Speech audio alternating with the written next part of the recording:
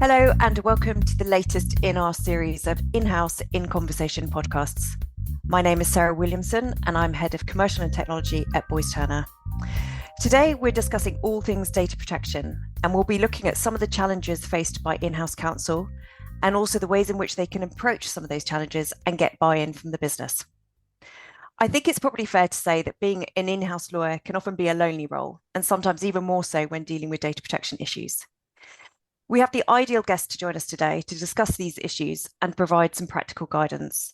I'm delighted to be joined by Ben Martin, an experienced data protection lawyer, the author of GDPR for Startups and Scale-Ups, and Director of Privacy at Trustpilot. Hello, Ben, and thank you for joining us today. Hey, Sarah, thanks very much for having me. So, Ben, before we get started, can you just tell us a bit about yourself and how your interest in data protection came about? Yeah, of course. So I started out actually working in environmental and regulatory law. I'd always been interested in the regulatory side of things. I like the kind of the nerdy aspect of it and really getting into the detail. But after I'd worked in the law firm, I went to work at a green energy company, and thinking that slightly naively that I'd still be doing some of that kind of regulatory law. But I was thrown into the world of contracts a lot more, which was not my first choice. And it just so happened that it was around the time that everyone was thinking about GDPR. So I kind of, I'd like to say I volunteered, but I think it was volunteered for me to pick that up. Yeah, I don't think anybody volunteers. I think most people get volunteered for data protection at some times in their career, don't they?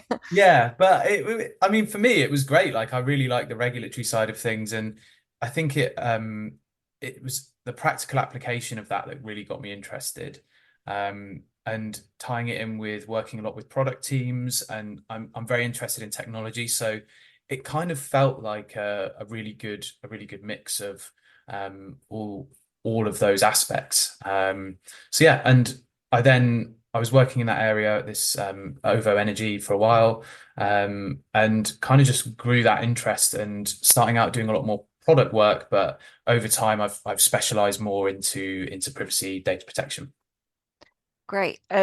So you clearly have a passion for data protection and privacy, and as I mentioned, you've written a book about it. Can you Mhm. just tell us a bit about your book and what the motivation was behind that?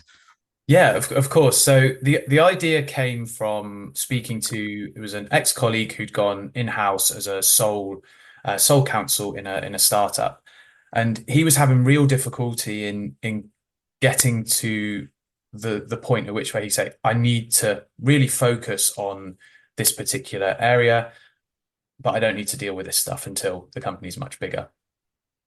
And we had a chat through some of the key things that he needed to focus on.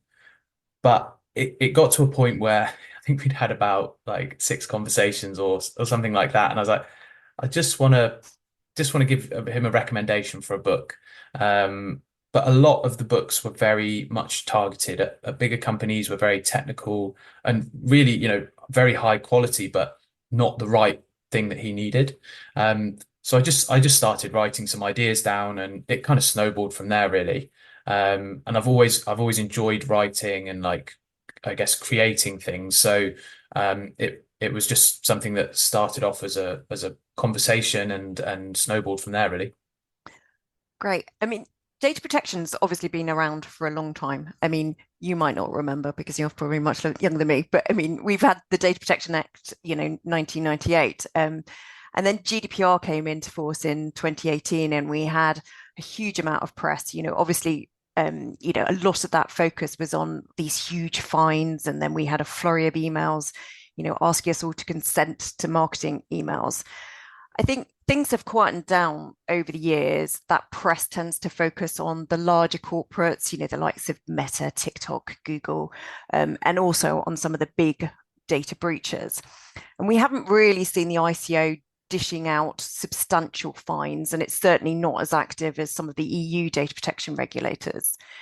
Do you think that as a consequence of that, there's a feeling that in the absence of, huge volumes of significant fines, that perhaps companies need not be as concerned about data protection as everyone first thought? do you think it's slipped down the agenda, or do you just think it's a case of companies just quietly getting on with compliance, data protection being part of their normal governance now?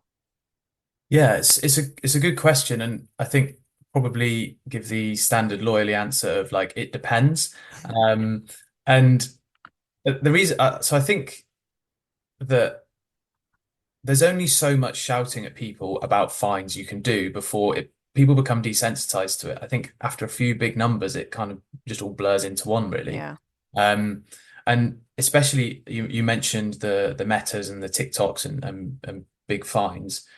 I think a lot of people, certainly in smaller organizations, SMEs, startups, aren't really interested in those big fines. For them, it's a like a big fine for a big tech company, and from experience and from seeing the kinds of enforcement action that's happened, SMEs know that they aren't likely to be investigated, at least in the near term. So I kind of understand that view of why should we care about this? Like the fines that the ICO give out are mainly for, big data breaches or nuisance calls. So, what's in it for a startup that is concerned mainly with existing and finding funding and winning customers if you're an SME that's growing. This kind of vague existential threat feels a bit distant, It's a bit remote. Yeah. yeah. Yeah. But I was just going to say that whilst there's this element of some people not caring about it, I think there is still an element of businesses getting on with it, especially the kind of medium-sized businesses, once they've got out of a startup into the scale-up phase. Um, but it's not because of the fines. I think it's because, if you work in the B2B space, your customers now want to ensure that they can trust their suppliers and that they aren't going to get them into trouble, especially if they're a controller. And I think similarly, seeing, having had that environmental law background, you saw like a lot of stuff happening in the green space back when I was doing that. Um, and I think there is starting to be a shift in consumer interest. So more people wanting control over their data, the tech lash and everything associated with that with big tech. So I think that's perhaps another reason why businesses are starting to care about this stuff. And yeah, so I think it's in some cases perhaps not, but perhaps in other cases where there are good drivers for it as businesses mature. Absolutely, it's becoming more business as usual. And for a lot of in-house lawyers, they're not dedicated data protection lawyers. They might have inherited data protection compliance as part of their remit. And for any lawyer in a company who's taken on that responsibility, their task might seem like a huge burden. In-house lawyers already have so much on their desk. They might be dealing with contracts, corporate, employment disputes, property, you name it. To add data protection into the mix, that's a lot to deal with. As a data protection lawyer yourself and working in-house, what are some of the tips that you would give to an in-house lawyer working in a startup or a company that doesn't have a dedicated data privacy lawyer like yourself? Where do they start? What should they prioritize? Yeah, I mean, I have exactly the same issue, and I work in a business where there's a team of us doing the work. So I think Yeah. it's absolutely a problem for everyone, regardless of the size of the team. Um, the approach that I always try to take is is starting off with being like having a real practical focus. So rather than getting too bogged down, obviously the law is important, but rather than getting too bogged down in it and what having that kind of analysis paralysis situation, actually, and especially when you're communicating with the business, you need to have a very practical focus, but focusing on what needs to be done. I think is the key thing to start, and then also being proportionate to the stage your business is at. So not trying to necessarily do a gold standard in one area and forgetting about everything else, but taking a proportionate approach um, to the way you deal with things, and being pragmatic. The fact you are working in a business, so things aren't going to be perfect. Um, so to my mind, that's the kind of the general approach to always take. And in terms of specifics, my view is that, and when you're a startup or a small organization or you have a limited resources, it's getting everything on the outside right first. So what I always call like the UX of data protection. So making sure your privacy policy is written in a very easy to understand, clear way. You've got some good processes in place. They don't need to be fully automated and really shiny, but having some processes in place for data subject rights. And having some kind of understanding and context around the way you're doing marketing. So anything that's external facing, those examples, I think would be the first thing to do. Um, and also, there are obviously a lot of record keeping obligations in data protection law and in GDPR.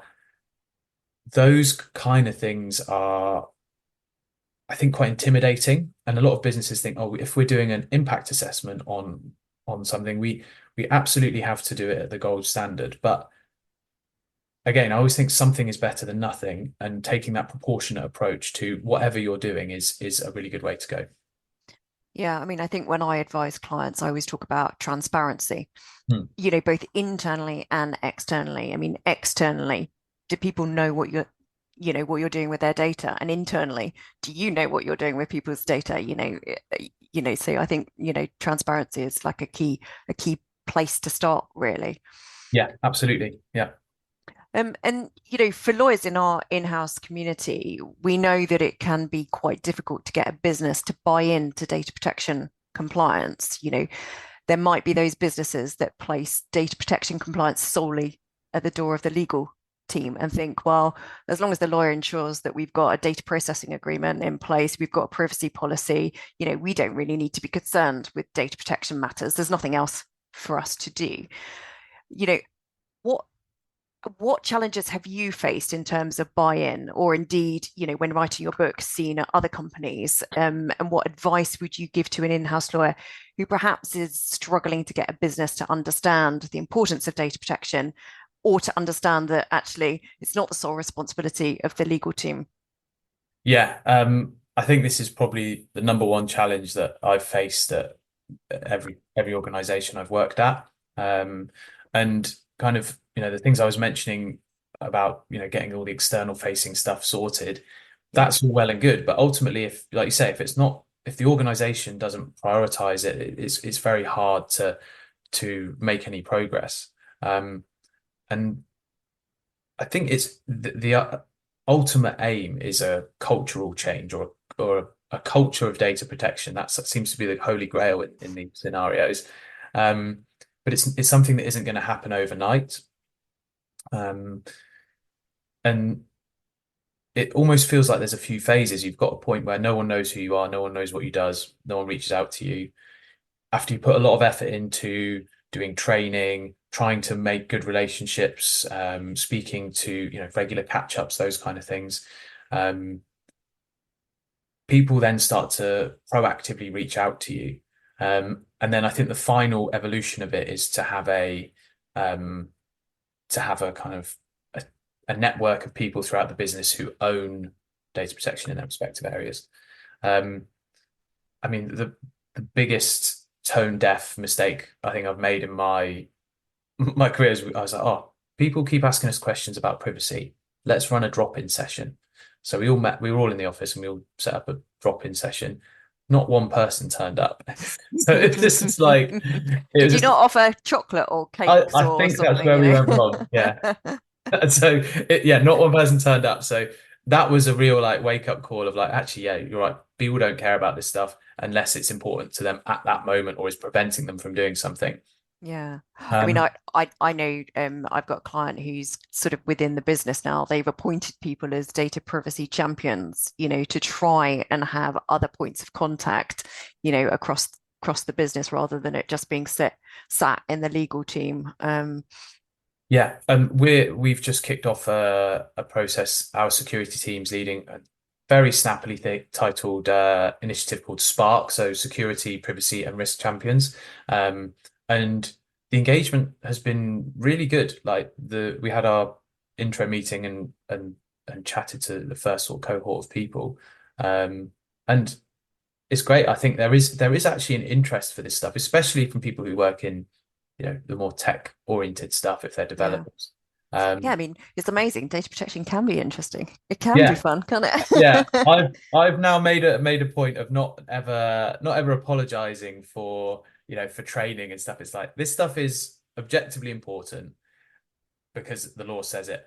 I will try to make it as subjectively relevant to you as possible in your role. And I think in every role it is relevant. So yeah, it's a question of that communication thing rather than um, you know, text dense slides and very Yeah, it can be like anything very, very boring. dry, can't it? Yeah, there's Exactly. lots of Yeah. things. Yeah, yeah. And in the rush of excitement when a business is perhaps launching a new product or implementing some new software, it can be quite difficult perhaps for an in-house lawyer to get their business to sort of pause or take a step back and look at the data protection considerations before launching, or perhaps make changes to the processes, the way that a product works in order to address specific data protection issues. Um, how can sort of data protection by design and default be achieved without the lawyer appearing to be a roadblock to innovation and development? Yeah. I think it comes back to that cultural cultural point and having and really good contacts and relationships. Um, because ultimately the way it works well is if someone loops you in early and you're aware of something at day zero, if it gets to 2 weeks before launch and they loop you in at that point, there's a failure in the process somewhere. And some teams who have more awareness of data, they will probably loop you in earlier if they know who you are. But other people who might not be able to issue spot as well because their head's not in that space it might be more difficult for them to loop you in. Um, so I think the overall piece again is building relationships throughout the business. Um, but also I think it's important to be pragmatic. This the roadblock point you made.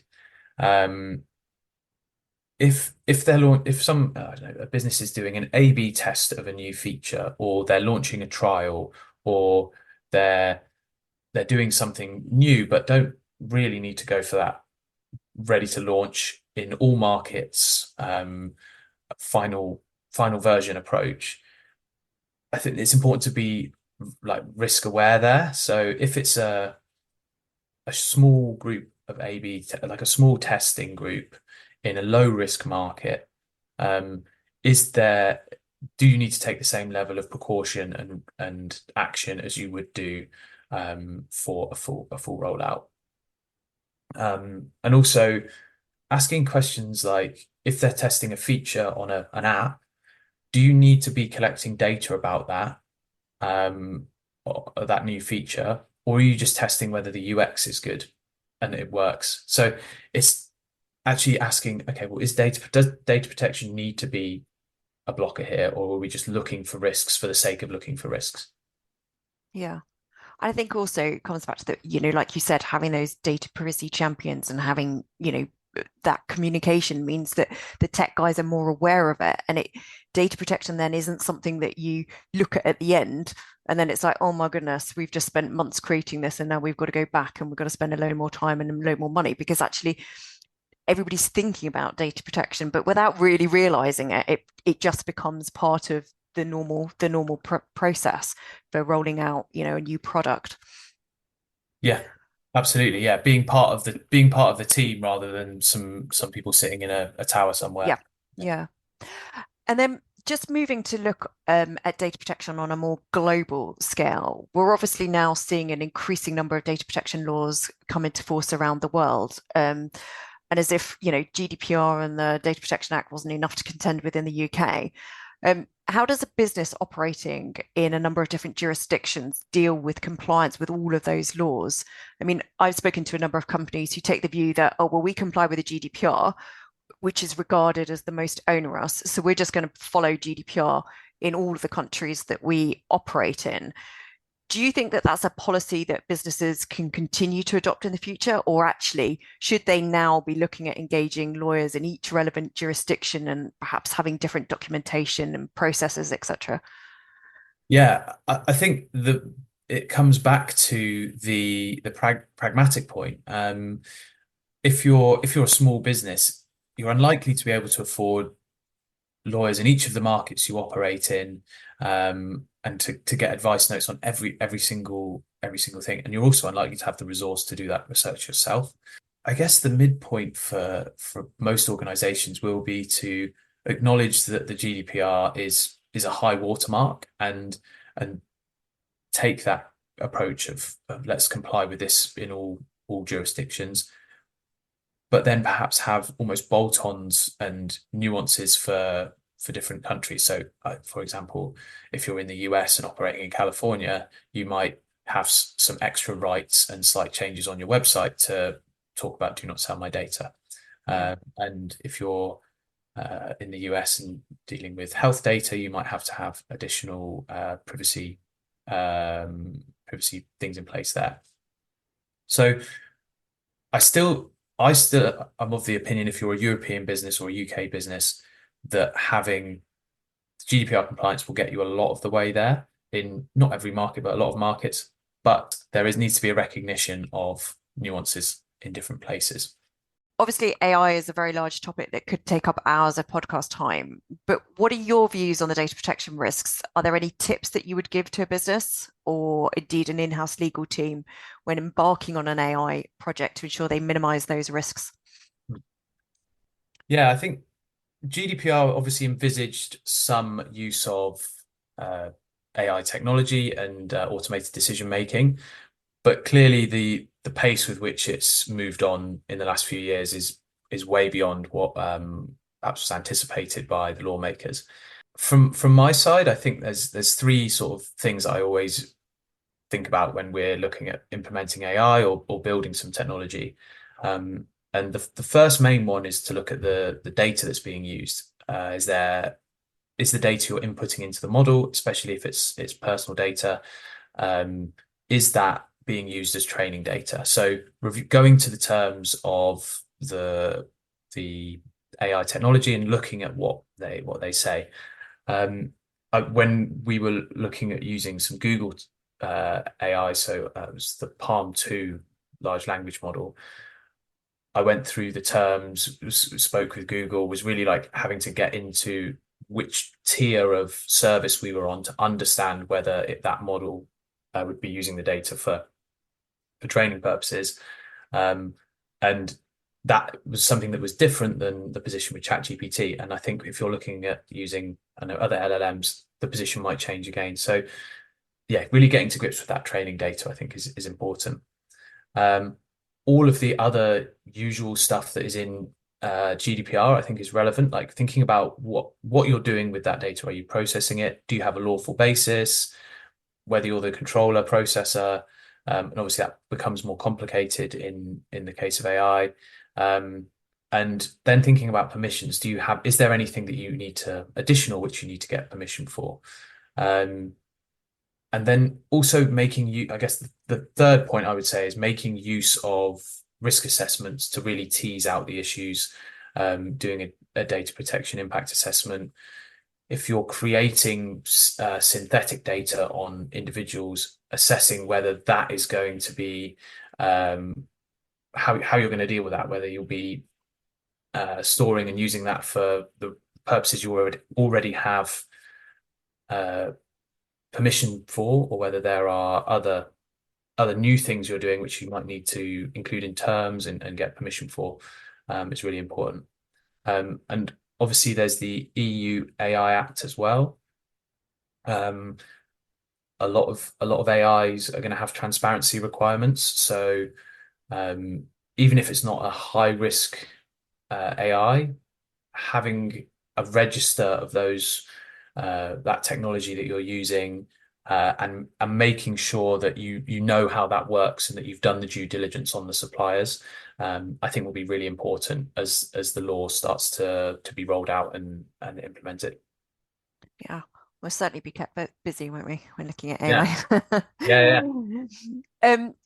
And finally, you're obviously passionate about data protection and privacy, but I think it's probably fair to say that, that's not universally shared by everyone. Sometimes, the mention of GDPR is met with a bit of a groan.